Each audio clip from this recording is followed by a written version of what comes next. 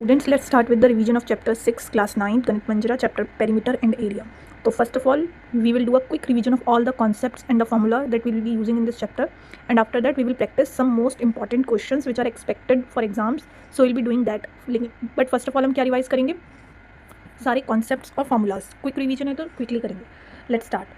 So as we all know the name of the chapter is perimeter and area. तो पहले हमें perimeter और area का difference पता होना चाहिए. पेरीमीटर क्या होता है? The length of the boundary of a figure.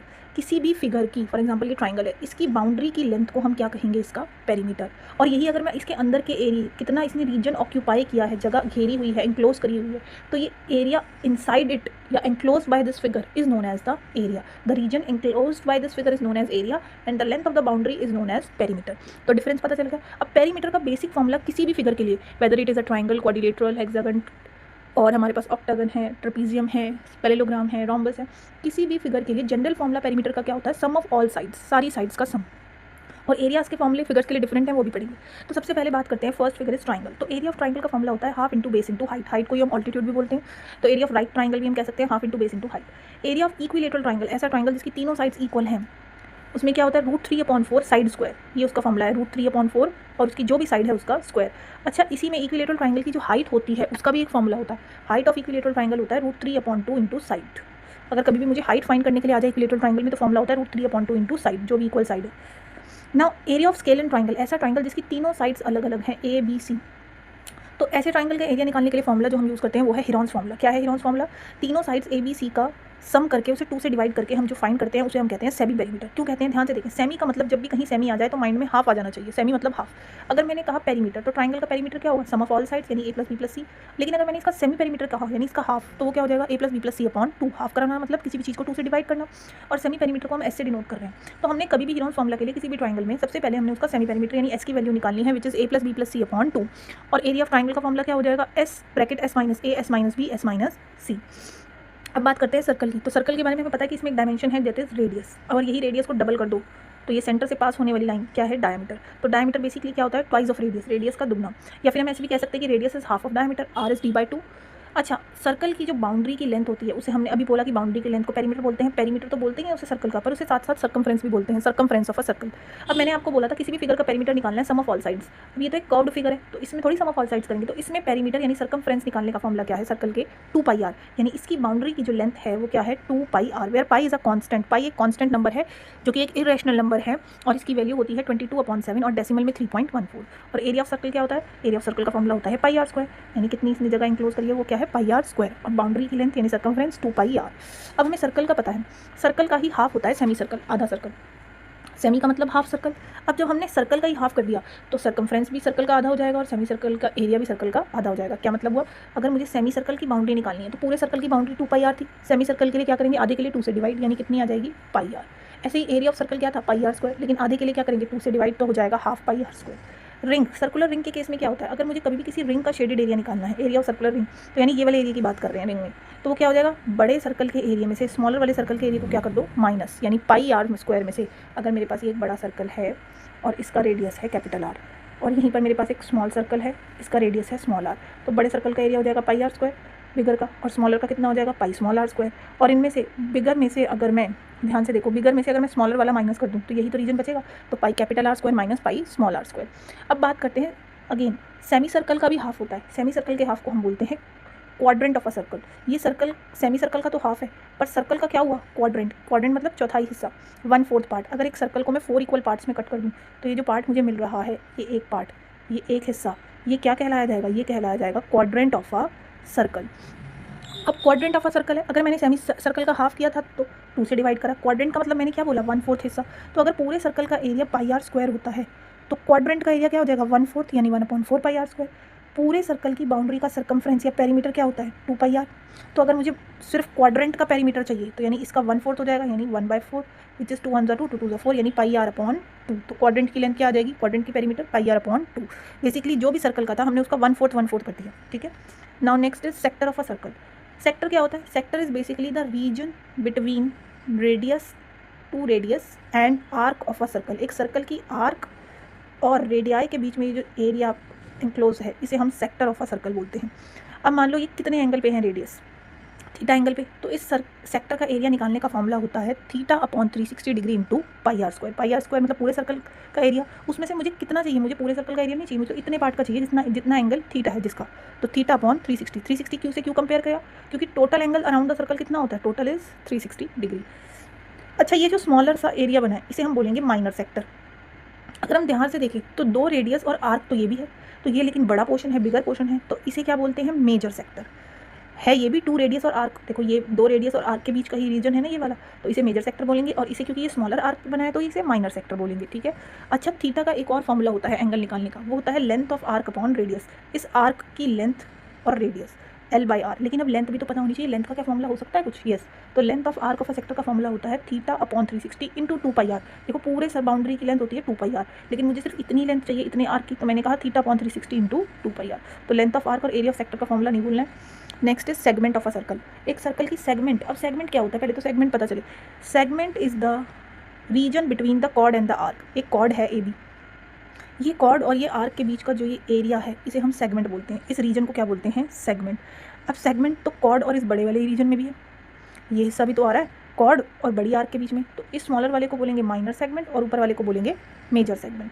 क्या सेगमेंट निकालने का भी कोई फॉर्मूला है, तो सेगमेंट निकालने का ऐसा कोई फॉर्मूला नहीं है, पर हमें ये पता है कि ये वाला पार्ट चाहिए मुझे, तो मैं ऐसे भी तो बोल सकती हूँ क्यों ना मैं पूरे सेक्टर में से ट्राइंगल के एरिया को हटा दूँ। अगर मैंने पूरे सेक्टर में से ट्राइंगल के एरिया को रिमूव कर दिया तो मेरे पास सेगमेंट का एरिया आ जाएगा। तो एरिया ऑफ सेगमेंट का ऐसे कोई खुद से फॉर्मूला नहीं है, but area of segment is area of sector minus area of triangle. अब इसी तरह हमारे पास एक और चीज़ है, एक साइक्लिक क्वाड्रिलेटरल। साइक्लिक क्वाड्रिलेटरल क्या होता है, ऐसा क्वाड्रिलेटरल जिसके चारों के चारों वर्टिसेस सर्कल पे लाई करते हैं, उसे हम साइक्लिक क्वाड्रिलेटरल बोलते हैं। तो अगर मेरे पास किसी साइक्लिक क्वाड्रिलेटरल की 4 साइड्स दी है और उसका एरिया पूछा है ये, तो वो कैसे फाइंड करेंगे, अगेन इसका S निकालेंगे, semi perimeter A + B + C + D upon 2, जैसे हीरॉन्स फॉर्मूला में करते थे, बस यहाँ C की जगह D एक और साइड है।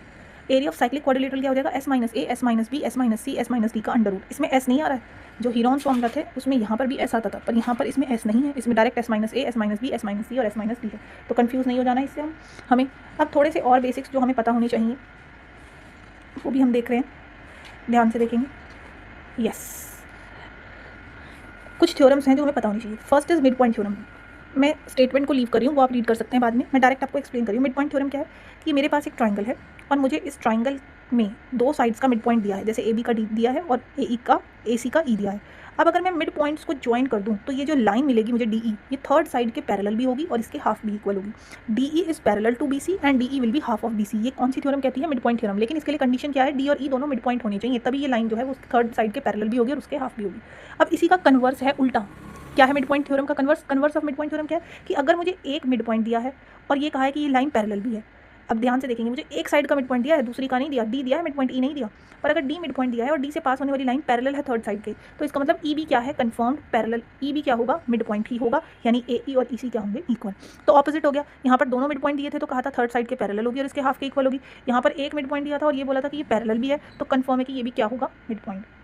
Now next is a diagonal of a parallelogram divides it into 2 congruent triangle. एक पैरेललोग्राम में अगर ऑपोजिट वर्टेक्स को ज्वाइन करते हैं तो उसे हम डायगोनल कहते हैं। अब ये कह रहा है कि डायगोनल जो है वो एक पैरेललोग्राम को डिवाइड कर देता है। The diagonal of a parallelogram divides it into 2 congruent triangle, यानी जो ये 2 ट्रायंगल बन रहे हैं ये कॉन्ग्रुएंट होंगे और कॉन्ग्रुएंट फिगर्स का एरिया इक्वल होता है, तो ये दोनों का एरिया भी क्या होगा, equal. The quadrilateral found by joining the mid points of the sides of a quadrilateral in order is a parallelogram.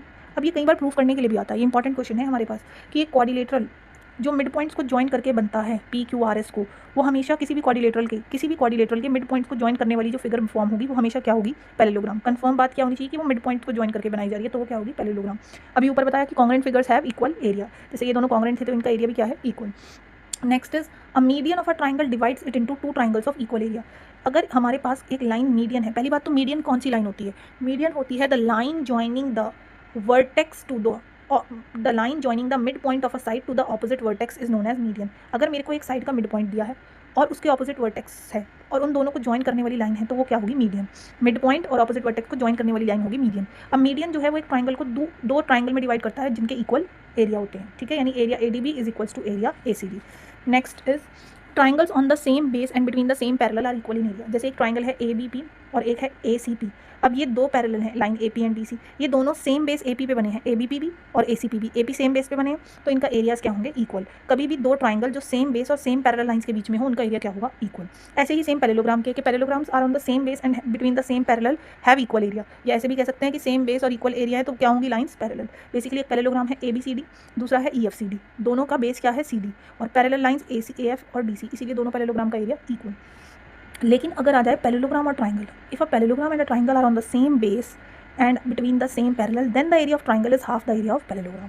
अब अगर एक ट्राइंगल है जैसे कि ABP और एक पैरेललोग्राम है ABCD, दोनों सेम बेस AB पे हैं और बिटवीन द सेम पैरेलल हैं PC एंड AB, तो ट्राइंगल का एरिया पैरेललोग्राम के एरिया के हाफ के इक्वल होगा। इक्वल नहीं होंगे दोनों के एरिया, ट्राइंगल क्योंकि स्मॉलर फिगर है, आधा है पैरेललोग्राम का बेसिकली, तो it is half the area of parallelogram.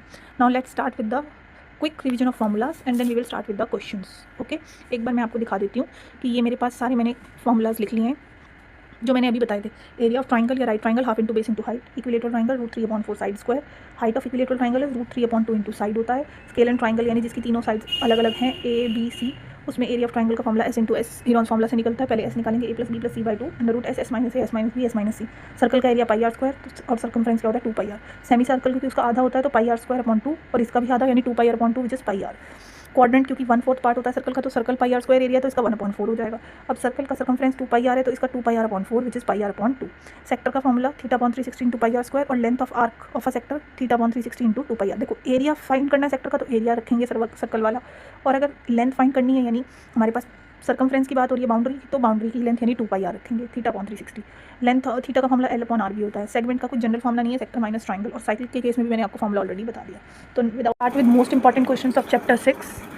First question is a pendulum swings through an angle of 60 degree and describes an arc 8.8 cm in length. Find the length of pendulum. तो हमें कहा है कि हमारे पास एक pendulum है, physics में हम एक्सपेरिमेंट भी करते हैं पेंडुलम का, वो स्विंग कर रहा है बैक एंड फोर्थ। तो आप चाहे लेफ्ट ले लो या राइट ले लो, मैंने कहा है वो स्विंग कर रहा है, और स्विंग करते करते उसने कितना एंगल बनाया है 60 degree, and describe an arc, और ये जो आर्क बनाई है इसने, ये भी कितनी बनाई है 8.8 सेंटीमीटर की। तो हमें लेंथ ऑफ पेंडुलम बतानी है, ये पेंडुलम की लेंथ है, राइट। इसे हम क्या मान लेते हैं x। पेंडुलम की लेंथ हमें नहीं पता, क्या मान ली हमने x। अब ध्यान से देखो तो ये एक सर्कल ही तो है, अगर मैं इस आर्क को कंप्लीट कर दूँ तो ये पूरा एक सर्कल ही तो है। अब मुझे इसमें इस सर्कल में अगर ये इसका सेंटर है O, ये AB सेक्टर है, तो मुझे सेंटर में इस सेक्टर की लेंथ तो पता है, length of the sector 8 point है, पर सर्कल के लिए x, ये जिसे हम लेंथ ऑफ पेंडुलम कह रहे हैं, वो सर्कल का क्या है, रेडियस। इस सर्कल का OB क्या है या OA क्या है, जो पेंडुलम की लेंथ है वो सर्कल के लिए तो क्या है, रेडियस। तो पहले तो हम यही लिखते हैं, hair let length of pendulum be x centimeter and length of pendulum is equals to radius of circle। वो इस सर्कल के जो कॉरस्पॉन्डिंग बना रहा है ये पेंडुलम, उसके किसके इक्वल होगी, रेडियस की, यानी x is equals to arc. अब लेंथ ऑफ आर्क हमें ऑलरेडी दी है, इस आर्क की लेंथ दी है, तो वी नो, हमें लेंथ ऑफ आर्क का फॉर्मूला पता है, we know length of arc, we know length of arc of a sector का फॉर्मूला होता है θ/360 इंटू 2πr, राइट। और लेंथ ऑफ आर्क ऑलरेडी पता है कितनी 8.8, थीटा भी पता है, एंगल ऑलरेडी गिवन है कितना 60 degree. Now 2 as it is, pi की वैल्यू जब तक कुछ नहीं बोला 22/7, और रेडियस जिसे हम रेडियस कह रहे हैं वो पेंडुलम की लेंथ के इक्वल है यानी x के इक्वल है। नाउ पॉइंट हटाएंगे, 6 1 6 6 6 36, 22 1 22, 22 4 88, 2 1 2 2 3 6। नाउ इधर हमारे पास आ गया 4/10 और यहाँ है x/7 3 21, तो मल्टीप्लिकेशन तो x is equals to 21/4/10 which is 84/10 which is 8.4 centimetre. तो x कितना आ गया 8.4, हैंस लेंथ ऑफ पेंडुलम कितनी आ गई हमारे पास, लेंथ ऑफ पेंडुलम पूछी थी तो लेंथ ऑफ पेंडुलम आ गई 8.4 centimetre. As already written it is most important, तो yes it is very important, different question है, इंपॉर्टेंट क्वेश्चन। तो लेंथ ऑफ पेंडुलम जो हमारे लिए सेक्टर का या सर्कल का क्या है, रेडियस कितना है वो 8.4। Now next is the circumference of a circle is 22। तो सर्कमफ्रेंस हमें किसी सर्कल का कितना दिया है 22। फाइंड एरिया ऑफ क्वाड्रेंट, और फाइंड क्या करना है, एरिया ऑफ क्वाड्रेंट। तो मैंने आपको ऑलरेडी बताया था क्वाड्रेंट मतलब 1/4 पार्ट ऑफ अ सर्कल, और सर्कल का एरिया πr² होता है, क्वाड्रेंट उसका 1/4 है तो 1/4 πr² होगा, पाई एज इट इज़। क्या मुझे रेडियस पता है, नहीं, तो रेडियस कहाँ से लेंगे, ये जो हमारे पास गिवन चीज़ है इससे हम रेडियस फाइंड करेंगे। सर्कमफ्रेंस क्या होता है 2πr, तो 2πr की वैल्यू तो ऑलरेडी पता है 22, 2 × 22/7 इंटू r इक्वल्स टू 22, तो 22 1 22, तो ये आ जाएगा r के डिवाइड में है 7 तो वहाँ चला जाएगा मल्टीप्लाई में, तो रेडियस आ जाएगा 7/2।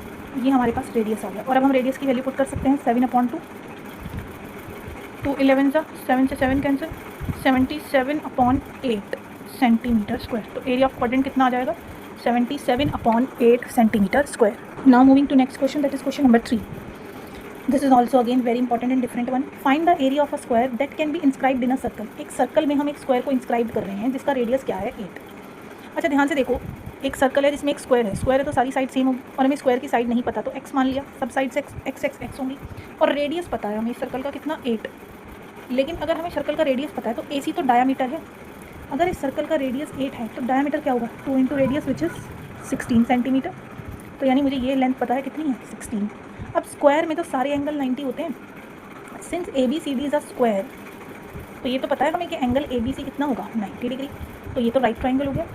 इन right triangle ABC H² is equals to P² plus B² why by Pythagoras theorem. Hypotenuse क्या है? 90 के ऑपोजिट की साइड यानी AC, परपेंडिकुलर BC और बेस AB.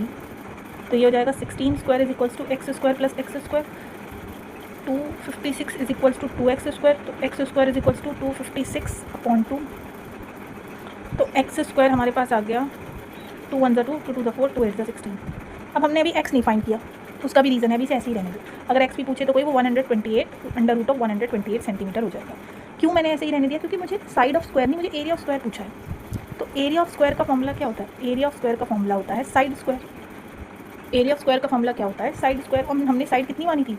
हमने स्टार्टिंग में ही मान लिया था let side of square be x centimetre. तो एरिया क्या हो जाएगा? x². और x² की वैल्यू क्या है? 128.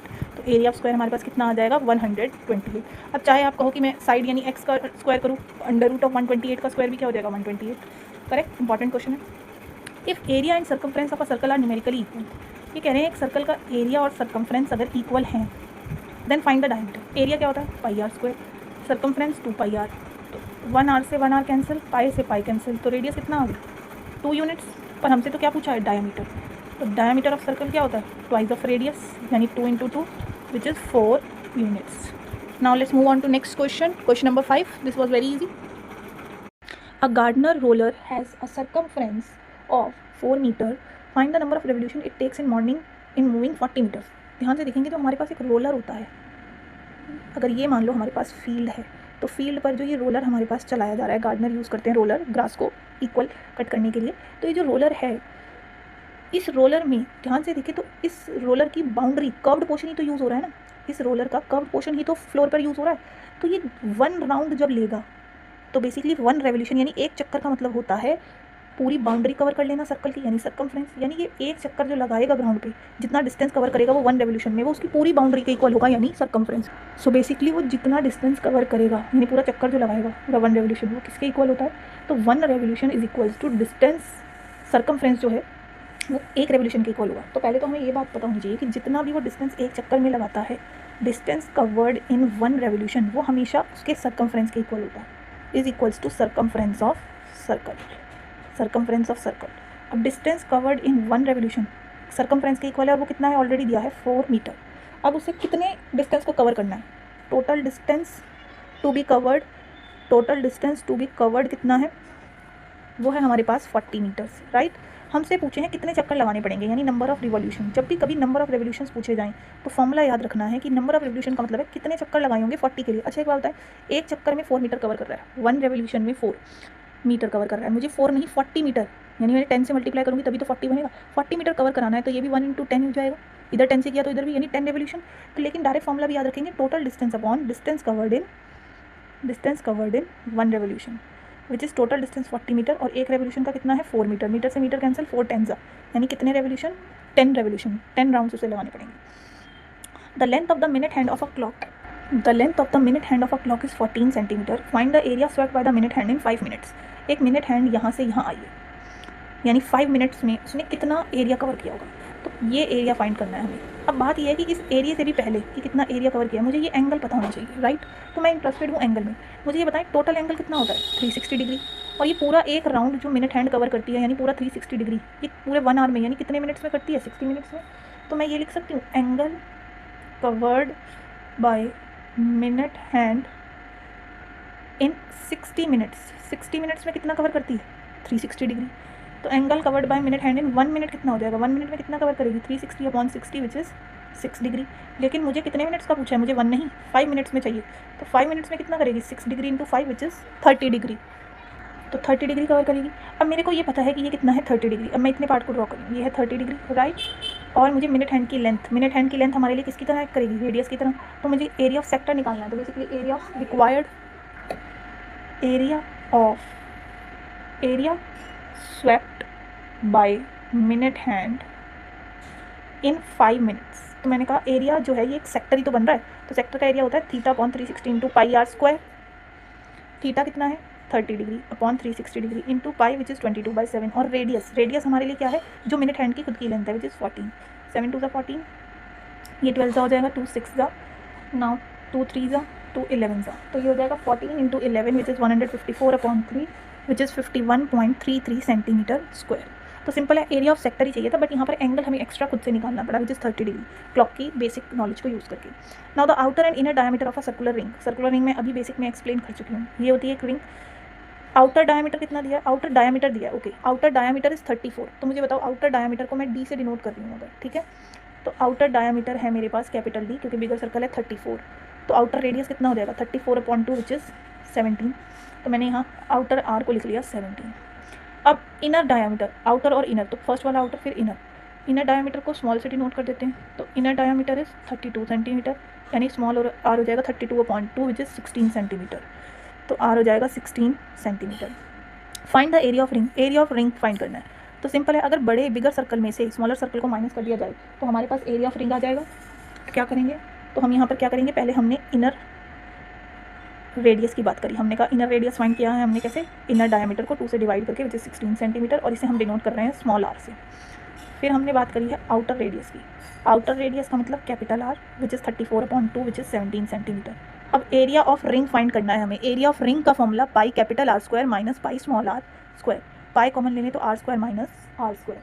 ध्यान से देखेंगे, पाई यानी 22/7 बाहर ले लिया। अब ए स्क्वायर माइनस बी स्क्वायर, वैसे वो भी कर सकते हैं, बट चलो आर की वैल्यू हम आर 17 स्क्वायर माइनस 16 स्क्वायर, ठीक है। 17 का स्क्वायर हमें पता है 289 होता है, 16 का 256 होता है राइट। सब्ट्रैक्ट करेंगे तो आ जाएगा 22/7 इंटू 33, या तो आप ऐसे ही लिख दो मल्टीप्लाई करके, नहीं तो आप 33 पाई, क्योंकि इसकी वैल्यू में पाई भी लिख सकते हो, सेंटीमीटर स्क्वायर, मल्टीप्लाई भी कर सकते हैं फिर divide. Now next is find the area of shaded design in the given figure when ABCD is a square of side 10 centimetre and semi circles are drawn with each side of the square as diameter. और pi का use करने के लिए कहा है 3.14। Shaded region का area निकालना है। तो देखते हैं, ये हमने पहले भी एक्सरसाइज में क्वेश्चन किया है, पेटल्स वाला, वेरी वेरी इंपॉर्टेंट। पहली बात तो ये क्वेश्चन है very very important. Area of हमें क्या निकालना है, शेडेड रीजन जो कि फ्लावर की पेटल्स है। तो पहले हम ध्यान से देखते हैं हमारे पास क्या दिया है। हमारे पास एक स्क्वायर दिया है जिसकी साइड कितनी है 10 सेंटीमीटर राइट, और ये 4 सेमी सर्कल से कंबाइन होकर जो हमें ये मिला है एरिया, 4 सेमी सर्कल की हेल्प से हमें ये क्या बनाया है, पेटल्स बनाई हुई हैं। अब मैं पहले इस पूरी फिगर को थोड़ा सा डिवाइड करी हूँ। ध्यान से देखेंगे, मैंने अगर इसको इतने पार्ट को जूम करके साइड पे बना दिया, इतने पार्ट को मैंने अगर यहाँ बनाया है, ध्यान से देखेंगे सिर्फ इतने पार्ट को,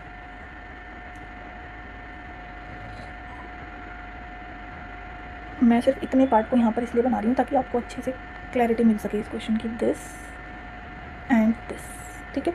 अब हम अगर इस एक पेटल की बात करें तो ये एक पेटल 2 आर्क से मिलके बनी है। ध्यान से देखेंगे, 2 सेगमेंट से मिलके बनी है या नहीं।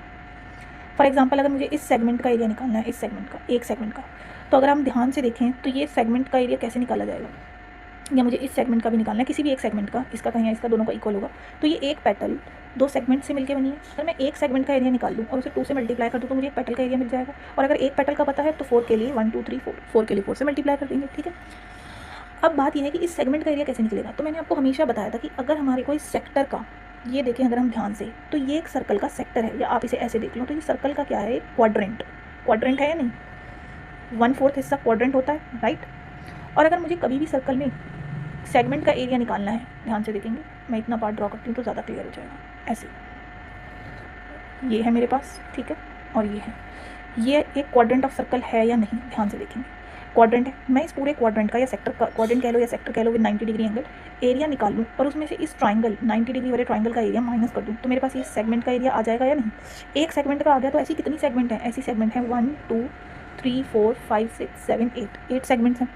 एक सेगमेंट का एरिया कैसे निकलेगा, मैंने कहा इस क्वाड्रेंट के एरिया में से मुझे ट्राइंगल का एरिया माइनस करना पड़ेगा राइट। तो ध्यान से देखेंगे, मैं यहाँ पर क्या लिख रही हूँ, मैं यहाँ लिख रही हूँ कि जो रेडियस होगा, देखो ये एक पूरा सेमी सर्कल है, बोला है ना ये सेमी सर्कल की पूरी 10 है, तो रेडियस ऑफ ईच पेटल, हर एक पेटल का जो रेडियस होगा, ये जो सेमी सर्कल की हेल्प से बनी हुई है, वो कितना होगा, वो होगा 10/2 विच इज़ 5 सेंटीमीटर, राइट। इसका आधा होगा सेमी सर्कल का रेडियस, जो सेमी सर्कल का रेडियस है वही पेटल का भी रेडियस है। अब there are 4 petals and each petal consist of 2 segments. हर एक पेटल में कितनी सेगमेंट है, 2 सेगमेंट। सेगमेंट ये पोर्शन होता था, याद है हमें, कॉर्ड और आर्क के बीच के पोर्शन को हम सेगमेंट कहते हैं। तो हमने कहा ऐसे कितने सेगमेंट हैं, अगर हम एक पेटल को देखें तो एक पेटल में 2 सेगमेंट हैं, ठीक है, एक इधर और एक इधर, तो 4 पेटल्स हैं एंड ईच हैज़ 2 सेगमेंट। तो टोटल सेगमेंट कितनी हो गई हमारे पास, तो हमने कहा टोटल सेगमेंट अगर इस पूरे शेडेड पार्ट में देखें तो वो कितनी हो जाएगी, 4 × 2 विच इज़ 8। अब हम इंटरेस्टेड हैं एक सेगमेंट के एरिया में, तो मैंने कहा एरिया ऑफ 1 सेगमेंट, अगर मुझे किसी भी एक सेगमेंट का एरिया निकालना है तो सेगमेंट का एरिया का फॉर्मूला क्या होता था, area of sector minus area of triangle, यही होता है। अब अगर मैं ध्यान से देखूँ तो एरिया ऑफ सेक्टर की जगह ये तो क्या कह सकती हूँ, ये क्वाड्रेंट है एक तरह से, ये अगर पूरा सेमी सर्कल है तो ये हिस्सा क्वाड्रेंट है, और क्वाड्रेंट का एरिया क्या होता है, सेक्टर कह दो या एरिया ऑफ क्वाड्रेंट। क्यों, क्योंकि यहाँ पर सेक्टर का एंगल भी तो 90 है, तो अगर आप θ/360 करोगे 90/360 तो वो कैंसिल आउट होकर 1/4 ही आएगा, तो आना वो एरिया ऑफ क्वाड्रेंट के जितना ही है, माइनस एरिया ऑफ ट्राइंगल। मैंने कहा क्वाड्रेंट का एरिया होता है 1/4 πr², और ट्राइंगल का एरिया सबसे ईजी, क्योंकि राइट ट्राइंगल है 90 है, तो half into base into height. अब 1/4 22/7, रेडियस कितना है 5, माइनस हाफ इंटू, अच्छा बेस भी इसका रेड जो हमारे पास ये बन रहा है क्वाड्रेंट, ये भी रेडियस, तो रेडियस तो कितना ही है 5, हाफ इंटू 5 × 5। अब ध्यान से देखेंगे 5 का स्क्वायर, तो 5 का स्क्वायर यानी 25 तो हम कॉमन ले सकते हैं, राइट, और अपॉन के 2 भी कॉमन ले सकते हैं, क्योंकि 2 × 4 2 11 यहाँ बचेगा 11/7 और यहाँ बचेगा 1, तो ये आ जाएगा 25/2 इंटू LCM लेंगे तो 11 - 7 विच इज़ 25/2 इंटू 4/7, ये हो जाएगा 50/7। ये हमारे पास एक सेगमेंट का एरिया। तो टोटल शेडेड एरिया वो कितनी सेगमेंट से मिलके बना है, 8 सेगमेंट से, तो 8 इंटू एरिया ऑफ 1 सेगमेंट, क्योंकि टोटल शेडेड एरिया में 8 सेगमेंट हैं, तो 8 इंटू 50/7 विच इज़ 400/7 सेंटीमीटर²। ऐसे ही क्वेश्चन आएंगे, लेंथी क्वेश्चन, थोड़े से कैलकुलेटिव हैं, ईजी हैं but calculative. Next question, find the area of the shaded region in the figure. Find the area of the shaded region in the figure if ABCD of a square, ABCD is the square of side 14, अच्छा ये square है जिसकी side कितनी है 14 centimetre, तो सारी sides equal होंगी, and APB and CPD are semi circle, APB और CDP सेमी सर्कल है। तो ध्यान से देखिए तो ये शेडेड एरिया कैसे निकलेगा, अगर पूरे स्क्वायर के एरिया में से ये 2 सेमी सर्कल के एरिया को सब्ट्रैक्ट कर दें तो शेडेड रीजन आ जाएगा। अच्छा सेमी सर्कल और सेमी सर्कल मिलके तो क्या बन जाता है, सर्कल। अगर ये पूरी 14 है तो इस सेमी सर्कल का रेडियस कितना हो जाएगा, इसका आधा यानी 7। तो पहले ये लिखते हैं, हम ये लिख रहे हैं कि जो डायामीटर है ऑफ सेमी सर्कल का जो डायामीटर है ये साइड ऑफ स्क्वायर की इक्वल है, राइट, और वो कितना होता है डायमीटर 2r, और साइड ऑफ स्क्वायर कितनी है 14, तो यहाँ से रेडियस कितना आ जाएगा 7 centimetre.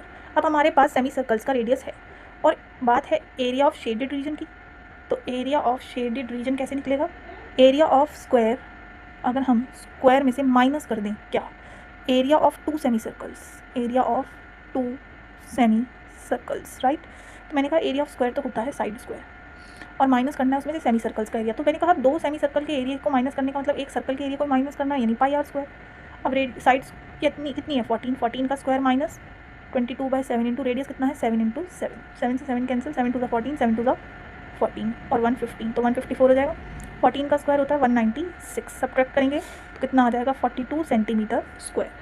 Now moving to next question, start with question number 10, find the area of the shaded portion for the following. हमें ये जो शेडेड पोर्शन है इन 2 पार्ट्स में जो शेडेड पोर्शन है इनका एरिया निकालना है। तो पहले फर्स्ट क्वेश्चन को देखते हैं ध्यान से, अगर मुझे इसमें शेडेड पार्ट का एरिया निकालना है और मुझे ये ट्राइंगल दिया है, तो बेसिकली पहले मुझे पहचानना है कि ये फिगर किन किन चीज़ों से मिलकर बनी है। तो ध्यान से देखेंगे तो एक राइट ट्राइंगल है ABC, और उस राइट ट्राइंगल ABC की परपेंडिकुलर के ऊपर एक सेमी सर्कल ड्रॉ किया गया है। सिमिलरली बेस 4 सेंटीमीटर के ऊपर भी एक सेमी सर्कल ड्रॉ किया है, और जो हाइपोटेन्यूज है उसके ऊपर भी ये एक सेमी सर्कल है। ध्यान से देखेंगे तो ये हाइपोटेन्यूज BC पे बनाया गया है, BC को डायमीटर मान के ये वाला सेमी सर्कल बनाया गया, तो तीनों साइड्स पे सेमी सर्कल बनाए गए हैं, और ये क्या है एक ट्राइंगल, और हमें चाहिए शेडेड एरिया। तो ध्यान से देखेंगे मैंने इसे क्लियर यहाँ पर बना दिया ताकि आप ये वाले सेमी सर्कल को समझ पाए, जो हाइपोटेन्यूज पे बना हुआ है ये सेमी सर्कल, ठीक है, BAC सेमी सर्कल। अब अगर मुझे शेडेड पोर्शन चाहिए तो ध्यान से देखो, अगर मैं इस सेमी सर्कल के एरिया में से, जो कि ये पूरा एरिया आएगा यहाँ तक, ध्यान से देखेंगे मैं ये कह रही हूँ कि अगर ये सेमी सर्कल का जो एरिया होता है जिसमें ये पूरा आ जाएगा, राइट, ये पूरा एरिया, अगर मैं इस एरिया में से ये वाला एरिया सब्ट्रैक्ट कर दूँ, दिस एरिया, इसे हटा दूँ, तो मुझे ये वाला पोर्शन मिल जाएगा यानी शेडेड। सिमिलरली इस बिगर सेमी सर्कल में से भी, जिसमें ये पूरा एरिया कवर होगा ये कंप्लीट, उसमें से अगर मैं ये वाला एरिया सब्ट्रैक्ट कर दूँ तो शेडेड मिल जाएगा। तो क्या मैं यहाँ पर ये लिख सकती हूँ, अगर मैं इसे शेडेड एरिया को m मान लूँ और इस शेडेड एरिया को n, तो मैं लिख रही हूँ area of shaded region m and n will be equals to, कैसे? मैंने कहा इस सेमी सर्कल के एरिया में से ये वाला माइनस कर दो, इसे फर्स्ट बोल देंगे, और इस सेमी सर्कल में से ये वाले एरिया को माइनस कर दो, इस रीजन को मैंने सेकंड बोल दिया। तो मैंने कहा area of semi circle made on A B को मानकर डायामीटर जो बनाया गया है सेमी सर्कल, उसमें से अगर हम माइनस कर दें first region, right, plus area of semi circle on A C पर जो सेमी सर्कल बनाया है उसमें से सेकंड वाले को सब्ट्रैक्ट कर दें, तो हमारे पास आ जाएंगे m और n। अब ध्यान से देखना, मैंने ऐसे लिख लिया semi circle on A B plus semi circle on A C, मैंने इसको और इसको लिख लिया, और ये माइनस के फर्स्ट रीजन माइनस के सेकंड रीजन को मैंने एक साथ लिख दिया, minus first region minus second region, right. मैंने प्लस वाली चीज़ें एक साथ लिख ली। अब ध्यान से देखेंगे और मैं क्या लिख रही हूँ, ये m plus n shaded area आ रहा है, m प्लस n, राइट। तो मैंने कहा शेडेड एरिया आएगा semi circle on A B plus semi circle on A C, और माइनस कॉमन ले लूँ तो फर्स्ट प्लस सेकंड। अब मैं सेमी सर्कल का एरिया में से फर्स्ट और सेकंड को अगर रिमूव कर दूँ तो मेरे पास आ जाएगा शेडेड एरिया, राइट। ये हो गया हमारा main formula m plus n यानी शेडेड एरिया को निकालने का। अब ध्यान से देखते हैं कि इन सबको एरियाज कहाँ से आएंगे। पहले बात करते हैं सेमी सर्कल ए बी की। तो मुझे बताएं, अगर ए बी डायामीटर 3 है तो रेडियस कितना होगा? पहले बताओ सेमी सर्कल का एरिया कितना होता है? एरिया ऑफ सेमी सर्कल क्या होता है? एरिया ऑफ किसी भी सेमी सर्कल का एरिया क्या होता है? सर्कल का पाई आर स्क्वायर होता है, तो इसका होता है pi are square, half pi are square, ठीक है। अब अगर ध्यान से देखेंगे तो half pi R, A B के लिए रेडियस क्या है? ए बी के लिए अगर 3 पूरा डायामीटर है तो रेडियस क्या हो जाएगा? 3/2। क्लियर है? 3 उसका, ये साइड उसके लिए डायामीटर है जो कि है 3, तो रेडियस क्या हो जाएगा? 3/2। रेडियस क्या होता है? d/2 3/2। अब इसकी बात करते हैं, ये बड़े वाला है, तो इसके लिए रेडियस कितना होगा? हमने कहा इसका डायामीटर, इस सेमी सर्कल ए सी के लिए पूरी लाइन डायामीटर है जो कि कितनी है? 4, तो रेडियस हो जाएगा 4/2 विच इज़ 2। तो सेमी सर्कल ऑन ए सी का एरिया हाफ पाए इसका रेडियस कितना है? 2 का स्क्वायर। अब हमारे पास बस हमें फर्स्ट और सेकंड रीजन चाहिए किसी भी तरह। अब फर्स्ट और सेकंड कहाँ से लाएंगे? फर्स्ट और सेकंड को ध्यान से देखो, तो अगर मैं ध्यान से देखना इस फिगर को ऐसे, अगर मैं इस सेमी सर्कल जो कि BC पे बना है इसमें से इस ट्राइंगल के एरिया को सब्ट्रैक्ट कर दूँ, ये जो ट्राइंगल का एरिया है इसे सब्ट्रैक्ट कर दूँ, तो मेरे पास फर्स्ट और सेकंड रीजन आ जाएगा।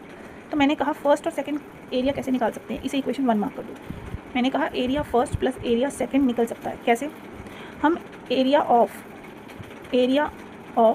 सेमी सर्कल ऑन BC, जो BC साइड पर सेमी सर्कल बना है उसमें से अगर हम एरिया ऑफ ट्राइंगल ABC को सब्ट्रैक्ट कर दें, राइट।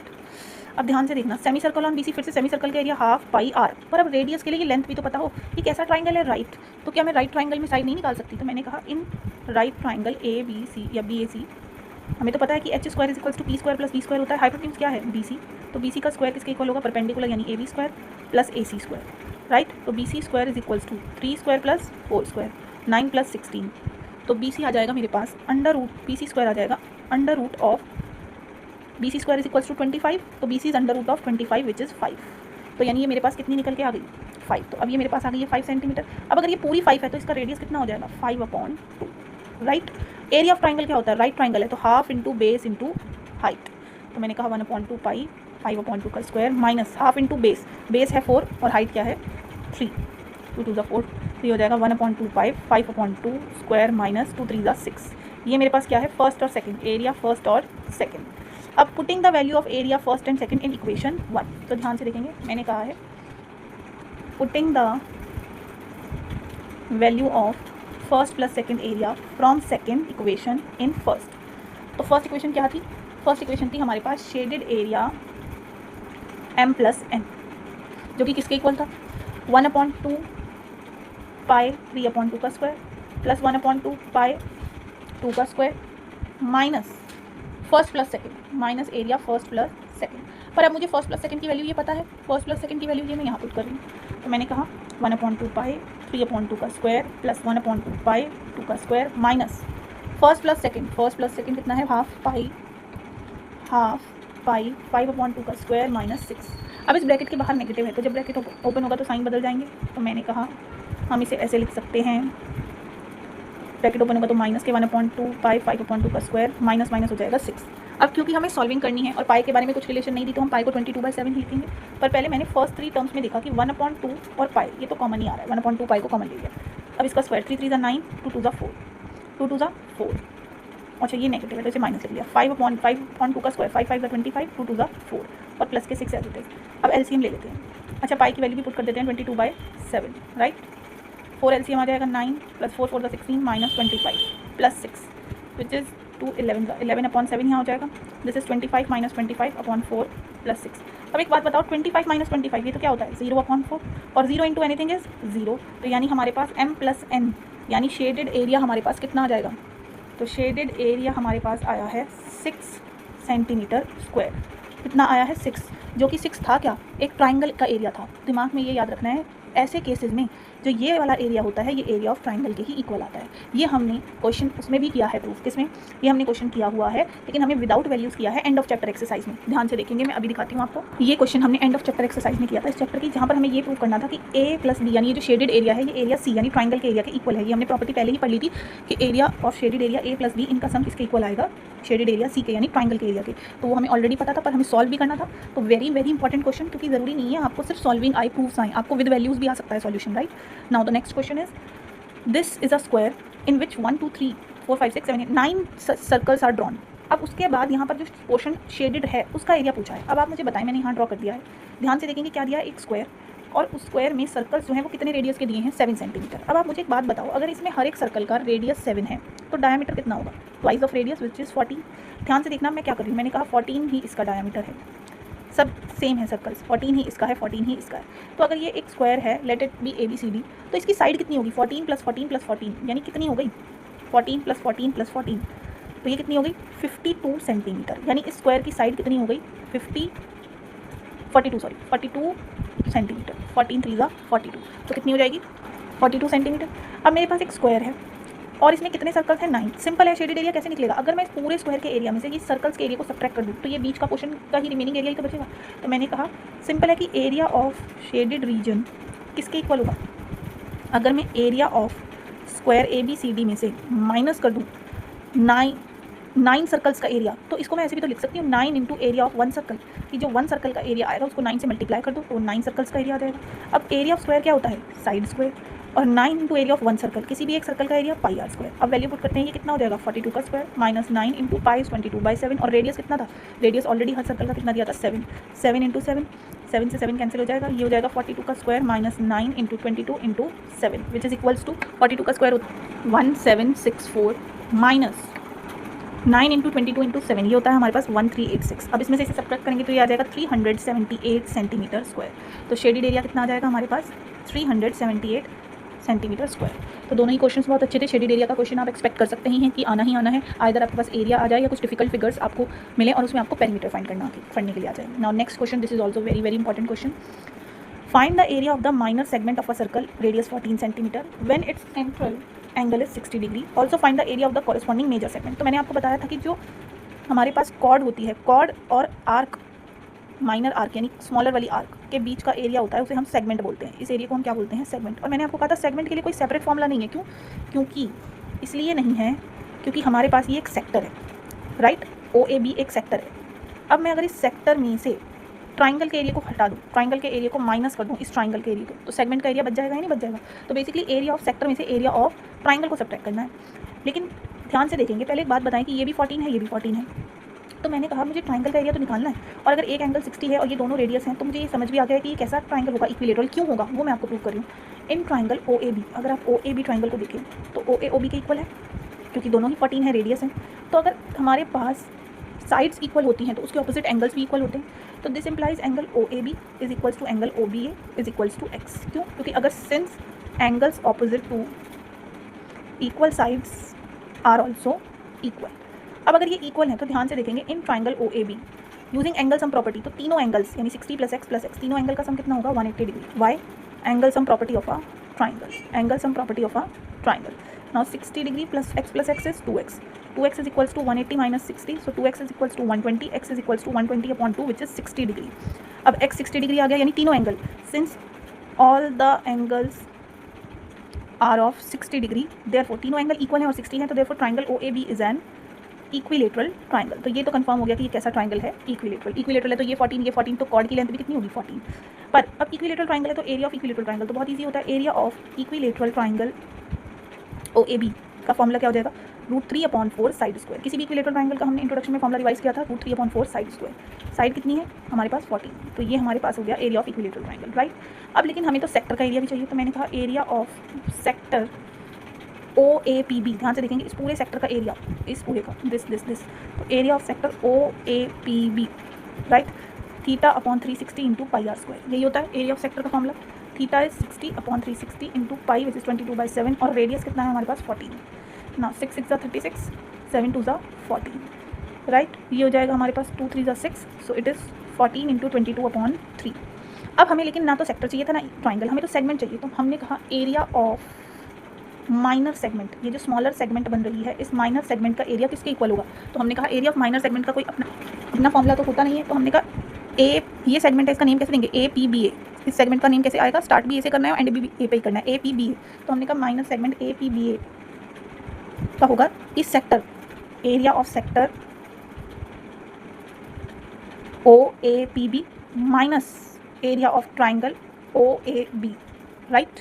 अब एरिया ऑफ सेक्टर हमने ऑलरेडी डिफाइन किया है, यहाँ पर क्या आया है 14 इंटू 22/3 माइनस, और ये हमारे पास क्या है एरिया ऑफ ट्राइंगल √3/4 इंटू 14 का स्क्वायर, यानी 14 इंटू 14 270, राइट। अब अगर हम इसे सॉल्व करेंगे, मल्टीप्लाई करेंगे और डिवाइड करेंगे तो हमारे पास ये आ जाएगा, और इसे √3 की वैल्यू हम पुट कर देंगे, हमारे पास होती है 1.732, तो वो पुट करेंगे तो ये सॉल्व करके आएगा 84.87, √3 की वैल्यू आप याद रख लें 1.732, राइट, और ये हो जाएगा 17.8 सेंटीमीटर स्क्वायर।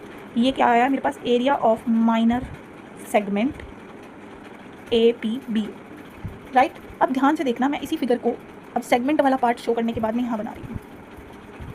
मैंने कहा हमने इस माइनर सेगमेंट जिसका नाम हमने दिया था APBA, इसका एरिया निकाल लिया, लेकिन अब ये मुझे कह रहे हैं कि कॉरस्पॉन्डिंग मेजर सेगमेंट का भी तो एरिया चाहिए। अब मेजर सेगमेंट कौन सी है, मेजर है ये पूरा बड़ी वाली आर्क का इस कॉर्ड के साथ बनाया हुआ area, enclosed area between the chord and the, ये कॉर्ड जो AB है और ये जो बड़ी आर्क है हमारे पास, इसका आर्क का भी नेम देंगे हम, इस आर्क को नेम दे देते हैं AMB।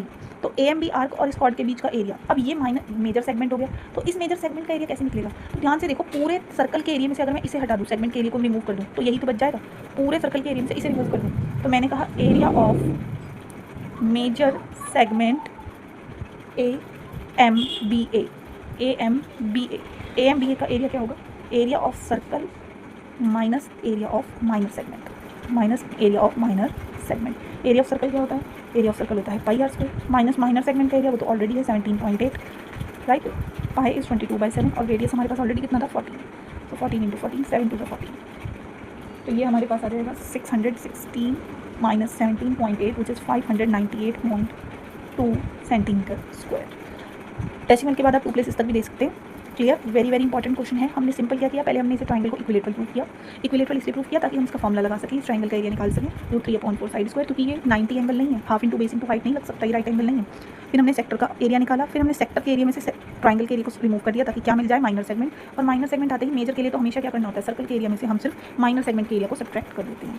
Now moving to next question, in the given figure ABCD is a parallelogram, okay, ABCD एक पैरेललोग्राम है हमारे पास, and AP is perpendicular to DC, AP DC के परपेंडिकुलर है, और CQ is perpendicular to AB, और कुछ values दी हैं हमें, क्या CD 16 दी है, यानी ये हमें दी है 16 सेंटीमीटर, AP इज 8, ये AP 8 दी है, CQ this perpendicular is 10 centimetre, find AD, ये हमें फाइंड करना है, हमें नहीं पता, इसे x मान लेते हैं, क्लियर।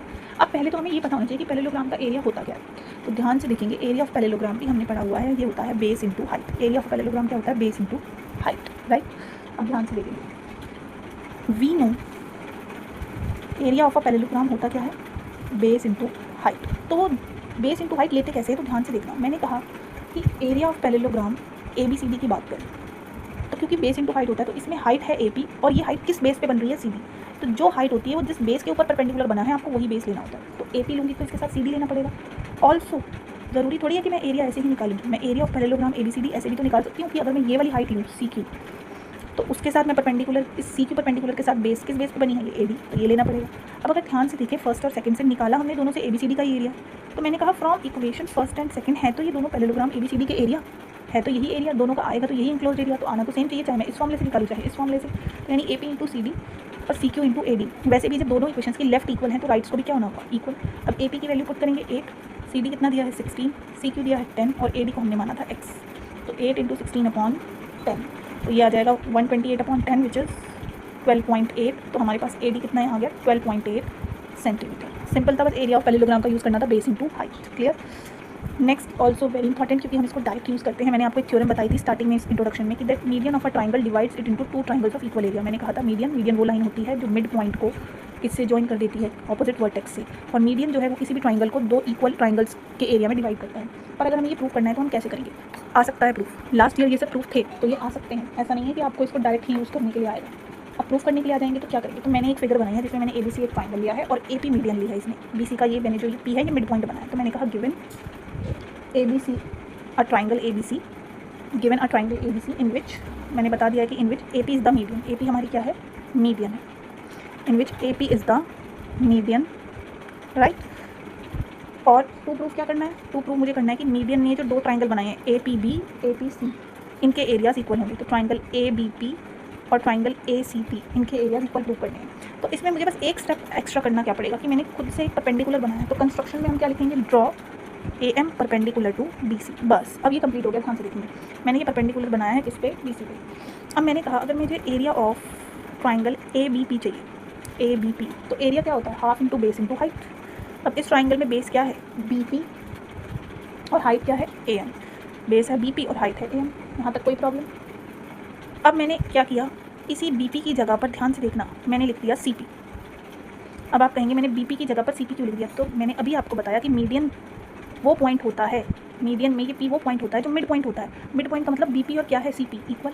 क्योंकि AM मीडियन है, AP मीडियन है, तो हम यहाँ कहेंगे since AP is the median, क्योंकि AP जो P पॉइंट है वो AP इज़ द मीडियन, और मीडियन का मतलब जो ये P है ये मिड पॉइंट है, तो यानी BP किसके इक्वल है? CP के। इसलिए मैं BP की जगह पर क्या लिख रही हूँ? CP। अब अगर मैंने इस पर CP लिख दिया तो half into CP into AM, ये किसका एरिया हो जाएगा? देखो अगर APC ट्राइंगल है, ये मेरे लिए कैसा है? एक ऑब्ट्यूज ट्राइंगल। ऑब्ट्यूज ट्राइंगल का परपेंडिकुलर हमेशा बाहर होता है। ध्यान से देखेंगे, ये APC जो हमारे पास है APC, इसका अगर एरिया आएगा तो ऑब्ट्यूज का परपेंडिकुलर हमेशा बाहर होता है, तो इसका एरिया होगा half into base which is CP into height AM। तो half into AM into CP, ये तो APC ट्राइंगल का एरिया होगा। तो मैं भी यही कह रही हूँ, half into CP into AM, ये तो किसका एरिया हो गया? ये तो एरिया हो गया ACP का। अब हम एरिया लेकर किसके चले थे? ABP का, पर वो आ किसके गया? इक्वल ACP के। दोबारा सुनेंगे, हम लेकर एरिया स्टार्ट किया था हमने ABP का, लेकिन वो ऑटोमेटिकली किसके इक्वल आ गया? एरिया ऑफ ट्राइंगल ACP के। यही तो हमें प्रूव करना था कि इन दोनों एरियाज़ को इक्वल बताना था। सिंपल है। Now moving to next question, find the area of finding the area of trapezium whose parallel sides are this and distance between. तो ये याद रखना है, कभी भी किसी ट्रेपीजियम में, ध्यान से देखेंगे, हमारे को एक ट्रेपीजियम के बारे में बताया है। ये ट्रेपीजियम होता है जिसमें ये दोनों पैरेलल साइड्स होती हैं and these are non parallel sides, और ये हाइट होती है। अच्छा, हाइट जो होती है ना ट्रेपीजियम में वो सेम रहती है, क्योंकि पैरेलल साइड्स है ना, तो पैरेलल साइड्स के बीच का डिस्टेंस हमेशा सेम रहता है। तो डिस्टेंस बिटवीन पैरेलल साइड्स यानी हाइट की बात कर रहे हैं, तो हाइट कितनी दी है? 6 सेंटीमीटर। पैरेलल साइड्स की लेंथ 6 और 10, ऑब्वियसली स्मॉलर वाली 6 होगी और ग्रेटर वाली 10 होगी। एरिया पूछा है हमसे, तो हमें डायरेक्ट पता है एरिया ऑफ ट्रेपीजियम का फॉर्मूला क्या होता है? एरिया ऑफ ट्रेपीजियम का फॉर्मूला होता है half into sum of parallel sides into height. तो half into sum of parallel sides यानी 6 + 10 into height which is 6, 2 × 2 2 × 3 = 6, 6 + 10 is 16 into 6, तो ये कितना हो जाएगा? 48 centimetre square which is B part. Simple है, एरिया ऑफ ट्रेपीजियम का डायरेक्ट फॉर्मूला पता होना चाहिए, सब कुछ गिवन था। Now moving to next question, question number 15, find the area of a triangle two sides of which are this and the perimeter is this. ध्यान से देखेंगे, एक ट्राइंगल की बात कर रहे हैं जिसकी हमें 2 साइड्स की लेंथ पता है 18 and 10। Let this be A, this be B and C हमें नहीं पता, पर हमें पेरीमीटर पता है 42। अब पेरीमीटर का मतलब होता है सम ऑफ ऑल साइड्स, तो अगर मुझे पेरीमीटर पता है तो मैं थर्ड साइड निकाल सकती हूँ। तो पहले मैंने कहा पेरीमीटर ऑफ ट्राइंगल होता है A + B + C, तीनों साइड्स का सम, यानी 42 जो होगा वो 18 + 10 + C के इक्वल होगा। तो ये हो जाएगा 42 = 28 + C। तो यहाँ से C की वैल्यू आ जाएगी 48 - 22 विच इज़ 14 सेंटीमीटर। तो मेरे पास थर्ड साइड कितनी आ गई? 14 सेंटीमीटर। अब एक ट्राइंगल की तीनों साइड्स पता है मुझे और तीनों डिफरेंट हैं, तो तीनों साइड्स डिफरेंट है, तो एक ऐसा ट्राइंगल है स्केलन। स्केलन ट्राइंगल का एरिया कैसे निकालते हैं? तो हमें पता है, हम पढ़ चुके हैं स्केलन ट्राइंगल का एरिया कैसे निकलता है। एक ऐसा ट्राइंगल जिसकी तीनों साइड्स अनइक्वल हों, उसका हीरॉन्स फॉर्मूला से निकलता है, पर उसके लिए पहले सेमी पेरीमीटर फाइंड करना पड़ेगा। तो हमने कहा हमारे पास यहाँ पर A है 18, B है 10 और C है 14। तो पहले S निकलेगा A + B + C/2, यानी तीनों साइड्स का sum upon 2 which is 42/2 which is 21 centimetre. तो अब हमें area of triangle Heron's formula से निकालना है। Area of triangle ABC by Heron's formula क्या हो जाएगा? पहले फार्मूला पुट करेंगे S - A, S - B, S - C which is √ S which is 21 - 18, 21 - 10 and 21 minus 14, so it is 21. ये हो जाएगा 3 और ये हो जाएगा 11 इंटू 7. अच्छा 21 को 3 इंटू 7 लिख सकते हैं, इंटू 11 इंटू 3 इंटू 7. सिंपल है, मैंने 21 को ब्रेक कर दिया, 3 7 21, बाकी मैंने ऐसे लिख दी. अब 3 का भी पेयर बन गया, 7 का भी. जिनका भी पेयर बन जाता है उसमें से एक एक नंबर बाहर आ जाता है और जिसका पेयर नहीं बना वो अंदर ही रह जाएगा, यानी 21/11 is the area of this triangle. तो आप यहीं पर लीव कर सकते हैं, रूट में ही कोई प्रॉब्लम नहीं. सिंपल है, बस हेरोन्स फॉर्मूला यूज़ करना.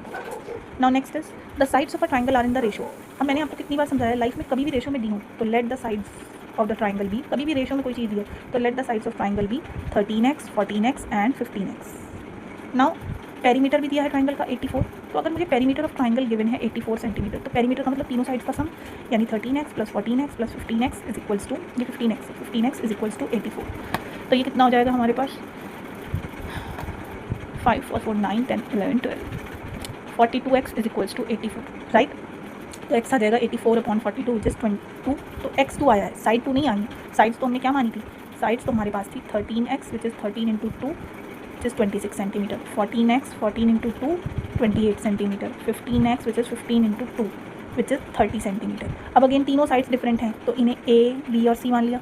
फिर से हीरोन्स फॉर्मूला के लिए semi perimeter a plus b plus c/2, यानी कि 26 plus 28 plus 30/2 which is 84/2 which is 42. तो अब एरिया ऑफ ट्राइंगल का फॉर्मूला कैसे, Heron's formula s minus a, s minus b, s minus c, under root s is 42, 42 minus 26, 42 minus 28, 42 minus 30. Now 42 as it is, 42 minus 26, तो ये हो जाएगा 16, ये हो जाएगा हमारे पास 14 एंड दिस इज़ 12. अब इनको फैक्टराइज करेंगे जितना पॉसिबल है, इनके फैक्टर्स बनाएंगे.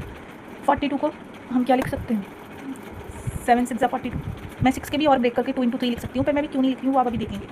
16 को लिख सकते हैं, चलो 6 को भी लिखेंगे. 16 को 8 4 4 16, ठीक है, पेयर में लिख रहे हैं. 14 को 7 2 14 और 12 को 6 2 12.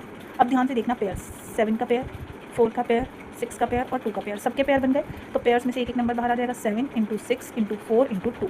तो ये हो जाएगा 6 4 24, 24 2 48 into 7 which is 7 8 56, 7 4 28 and 5 28 29 30 31 33, 28 and 5 is 33. तो ये आ जाएगा 336 सेंटीमीटर स्क्वायर. तो एरिया आ जाएगा हमारे पास ट्राइंगल का. Now moving to next question, very very important. This question is also, देखने में ये इजी लगता है पर ये होता नहीं है. The height of N equilateral triangle is this. अब इस क्वेश्चन को आप बहुत डिफिकल्ट भी बना सकते हो और बिल्कुल सिंपलर भी. बस आपको उसमें ये पता होना चाहिए इक्विलेटरल ट्राइंगल की हाइट 6 दी है और उसका एरिया पूछा है. अब आप मुझे बताओ, अगर एरिया ऑफ इक्विलेटरल ट्राइंगल मुझे चाहिए, एरिया ऑफ इक्विलेटरल ट्राइंगल, तो वो होता है √3/4 साइड स्क्वायर, राइट. पर क्या मुझे साइड पता है, नहीं, मुझे तो हाइट पता है. अब मैं किस तरह से हाइट निकालूँ, साइड निकालूँ, तो मेरे को ये पता होना ज़रूरी है कि हाइट ऑफ इक्विलेटरल ट्राइंगल का भी मैंने आपको फॉर्मूला ऑलरेडी बताया था. हाइट ऑफ इक्विलेटरल का फॉर्मूला होता है ट्राइंगल का √3/2 इंटू साइड. ये हाइट का फॉर्मूला होता है और हाइट 6 दी है. ध्यान से देखेंगे, हमने इंट्रोडक्शन में ये ऑलरेडी कर लिया है. देखेंगे इसे, मैंने इंट्रोडक्शन में हाइट ऑफ इक्विलेटरल ट्राइंगल लिखा था. ये देखो, ये लिखा है √3/2 साइड, √3/2 साइड. तो यहाँ से मैं साइड की वैल्यू फाइंड करूँगी तो ये आ जाएगा 6 इंटू 2/√3 विच इज़ 12/√3. अभी साइड को ऐसे ही रहने दो, 12/√3. अब यही वैल्यू साइड की हम कहाँ पुट कर दें, यहाँ पर, क्योंकि हमें एरिया चाहिए. तो √3/4 साइड स्क्वायर, साइड क्या है 12/√3, तो इसका स्क्वायर. अब देखेंगे √3 as it is, 4 as it is, 12 into 12, √3 into √3. एक √3 से एक √3 कैंसिल, 4 3 12. तो ये क्या हो जाएगा. अच्छा 3 को भी मैं क्या लिख सकती हूँ, इस 3 को भी मैं ऐसे लिखता हूँ √3 इंटू √3, क्योंकि वो 3 ही तो हो जाता है और नीचे एक √3 है. तो एक √3 से एक √3 कैंसिल, कितना आ जाएगा 12√3 सेंटीमीटर स्क्वायर. कभी भी रूट को नीचे नहीं छोड़ते, रैशनलाइज करना ही होता है, इसीलिए मैंने ऊपर वाले 3 को ब्रेक कर दिया. तो ये आ जाएगा ए ऑप्शन, करेक्ट. ठीक है, तो A option is the correct option. Now next question, question number 18. If the side of a rhombus is 10 and one of its diagonal is 12 then the area of rhombus. तो पहले तो मुझे area of rhombus का formula बताओ. तो area of rhombus का formula होता है half into diagonal 1 into diagonal 2. पर यहाँ मुझे एक ही डायगोनल पता है, दूसरा तो नहीं पता. तो फिगर ड्रॉ करते हैं. This question is also very very important. By the way all the questions are important but still मुझे तो सभी इंपॉर्टेंट लग रहा है. ध्यान से देखेंगे, ABCD. अगर ये रोम्बस है तो रोम्बस हमारे पास एक ऐसा पैरेललोग्राम होता है जिसकी सारी साइड्स इक्वल होती है. कितनी है साइड, 10. और एक एक्स्ट्रा प्रॉपर्टी जो हमें अगर नहीं पता होगी तो हम ये क्वेश्चन नहीं कर सकते कि diagonals of a rhombus bisect each other at 90. Bisect यानी एक दूसरे को 90 पे इक्वल पार्ट्स में कट करते हैं. तो अगर ये पूरा 12 है तो ये भी 6 होगा सेंटीमीटर और ये भी क्या होगा 6. और इस वाले डायगोनल की लेंथ नहीं पता तो मैंने कहा ये भी x, ये भी x. पूरी डायगोनल की लेंथ 2x हो गई. अच्छा आप ध्यान से देखो, ये डायगोनल्स बाइसेक्ट करते हैं 90 पे, तो ये एक राइट ट्राइंगल बन गया AOB. तो मैंने कहा since we know diagonals of a rhombus bisect each other at 90 degree. Therefore AC bisects BD at O. ठीक है, तो इस हिसाब से OA equals to OC is equals to AC upon 2 यानी 12/2 कितनी होगी दोनों 6 सेंटीमीटर ईच। और हमने ये जो OB इक्वल्स टू OD है इन्हें x मान लिया है लेट।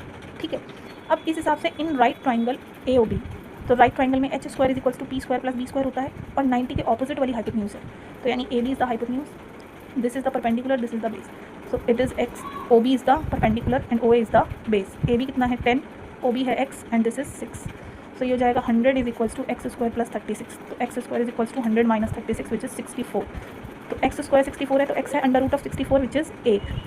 अब ये 8 आ गया x, तो ये भी क्या हो जाएगा 8, तो इस हिसाब से अगर ये भी 8 है तो इस हिसाब से हम ये कह देंगे कि डायगोनल BD जो है वो तो 2x से मिलकर बना है, x प्लस x यानी twice of x which is 2 into 8 16 centimetre. अब मुझे चाहिए एरिया ऑफ रोम्बस, तो मैंने कहा एरिया ऑफ रोम्बस ABCD क्या होगा, वो होता है half into diagonal 1 into diagonal 2 यानी half into AC into BD। अब हाफ इंटू AC डायगोनल की लेंथ तो पहले ही पता थी 12 और BD डायगोनल की लेंथ अभी फाइंड करी है 16, तो ये आ जाएगा 96 centimetre square. Clear. Now next question again very very very important, इसे तो मैंने बहुत ज़्यादा इंपॉर्टेंट कहा है क्योंकि ये क्वेश्चन हम क्लास 8 से करते आए हैं और तब भी हम इसे स्किप कर देते थे, क्लास 8 में डिफिकल्ट या टफ बोल करके ये नहीं आएगा, बट अगेन जिस चीज़ को हम डिफिकल्ट समझ के छोड़ देते हैं तो लाइफ में वो बार बार आती है, तो यहाँ पर भी ये क्वेश्चन अगेन आ गया है। Question number 19, a field is in the shape of trapezium whose parallel sides are 25 and 10। एक फील्ड है जो ट्रेपीजियम की शेप में है, राइट, और इसकी पैरेलल साइड्स कितनी है 10 एंड 25, तो ऑब्वियसली स्मॉलर वाली 10 होगी और ये ग्रेटर वाली 25, इसे हमने ABCD मान लिया, right. Now these are non parallel sides, और नॉन पैरेलल्स की साइड की लेंथ कितनी दी है 14 एंड 13, तो किसी को भी 14 मान सकते हैं और किसी को भी हम 13 मान सकते हैं। नॉन पैरेलल कितनी दी है 14 मीटर एंड 13 मीटर। अब इसमें एक्स्ट्रा काम क्या हम कर रहे हैं कि हम इसमें एक परपेंडिकुलर ड्रॉ कर रहे हैं, हम इसमें एक परपेंडिकुलर ड्रॉ कर रहे हैं, क्यों करेंगे वो भी देखते हैं BM। अच्छा पहले बता देती हूँ मैं क्यों, क्योंकि हमें ये पता है एरिया ऑफ ट्रेपीजियम का फॉर्मूला क्या होता है, एरिया ऑफ ट्रेपीजियम का फॉर्मूला होता है half into sum of parallel sides into height, तो मैंने कहा half into sum of parallel sides, parallel side क्या है AB एंड CD, और हाइट ही तो हमें नहीं पता, पैरेलल साइड्स तो पता है 10 प्लस 25, हाइट ही तो नहीं पता जिसको मैंने क्या मान लिया है BM, तो बेसिकली हमें तो half into sum of parallel side तो हमें पता है 35 और हाइट ही तो नहीं पता BM, इसे इक्वेशन 1 मार्क कर देते हैं। तो मैंने कहा एरिया ऑफ ट्रेपीजियम ABCD के लिए मेन बस मुझे किसी भी तरह हाइट चाहिए।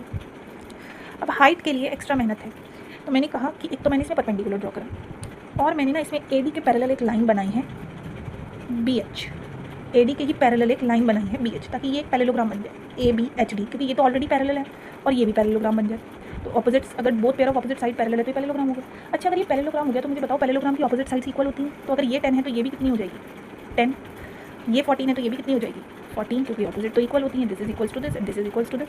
अच्छा ये पूरी कंप्लीट 25 थी, ध्यान से देखना ये पूरी यहाँ तक 25 थी, राइट। इस 25 में से ये पार्ट 10 है तो रिमेनिंग पार्ट कितना है यहाँ से यहाँ तक 15, क्योंकि 25 में से 10 माइनस कर दूँ तो ये 15।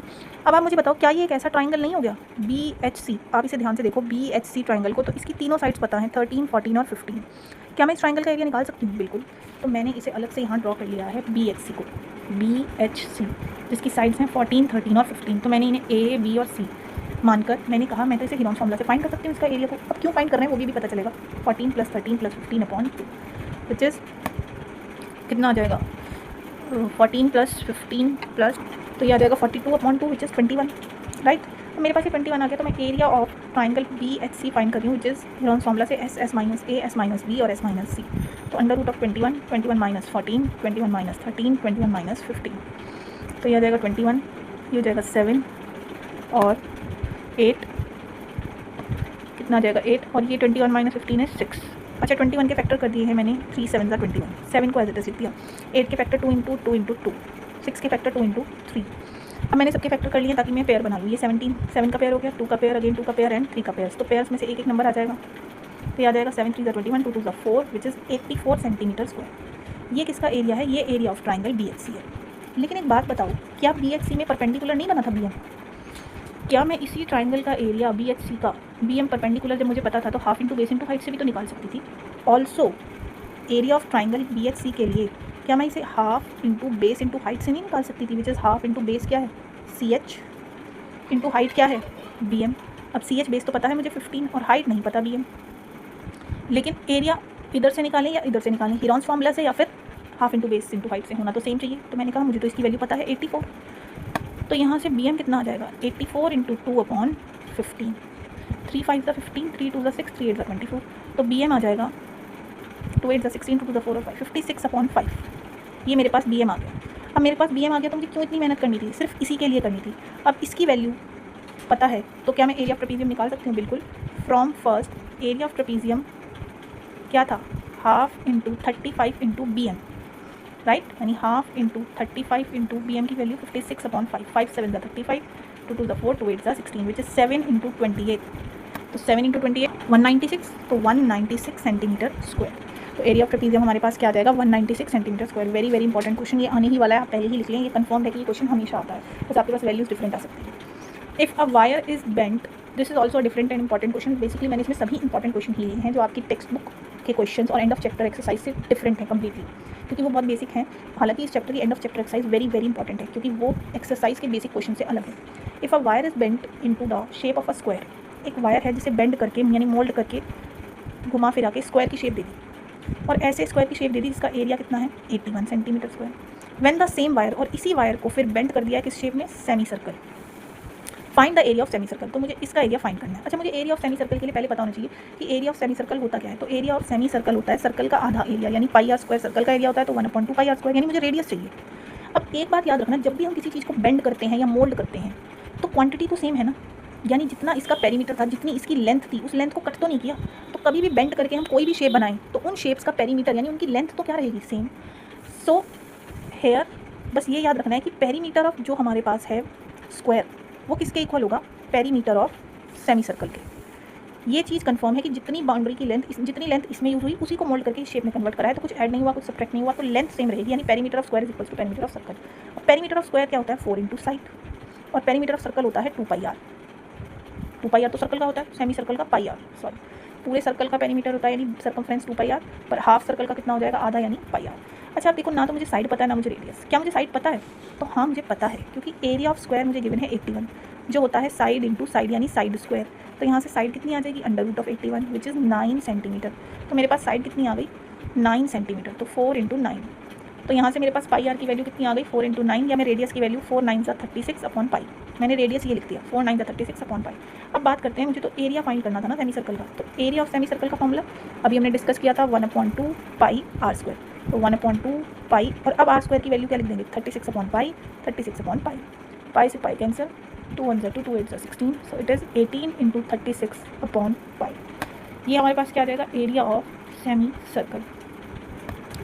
अब इसको सॉल्व कर लेंगे, 18 इंटू 36, पाई की वैल्यू 22/7, डिवाइड वाला 22, 2 11 ज़ा 2 9 ज़ा 7 9 ज़ा 63 अपॉन इंटू 36/11। तो इसको सॉल्व करेंगे तो क्या आ जाएगा हमारे पास, तो ये आ जाएगा हमारे पास 2268, 63 इंटू 36 आएगा 2268, और डिवाइडेड बाई 11 तो ये आ जाएगा 206.18 सेंटीमीटर स्क्वायर, सॉरी सेंटीमीटर है, हाँ सेंटीमीटर स्क्वायर। तो एरिया ऑफ सेमी सर्कल आएगा 206.18 centimetre square. So we have completed the 20 most important and expected questions from this chapter for the exams. And also if you want to practice some more additional, whether it is 20, 30 and additional important questions from any chapter, then I am uploading the videos of each chapters with separate important questions on my channel. So do watch them, and also comment me in the comments about which chapter you want important question or a separate conceptual question, whatever doubts you are having, or if you want to ask any different या separate question individually, अगर आपको कोई separate question भी पूछना है तो वो भी आप कमेंट कर सकते हो। I will definitely try to solve this and try to solve that question and provide that video on that question। मैं उसी पर वीडियो भी बनाऊंगी, ठीक है। तो आपको कोई भी डाउट है तो आप पूछ सकते हो, और मैंने प्रीवियसली 3-4 वीडियोज़ ऑलरेडी अपलोड कर दी है चैप्टर नंबर 8 7 की, तो आप वो भी कवर अप कर सकते हैं। Okay, so all the best.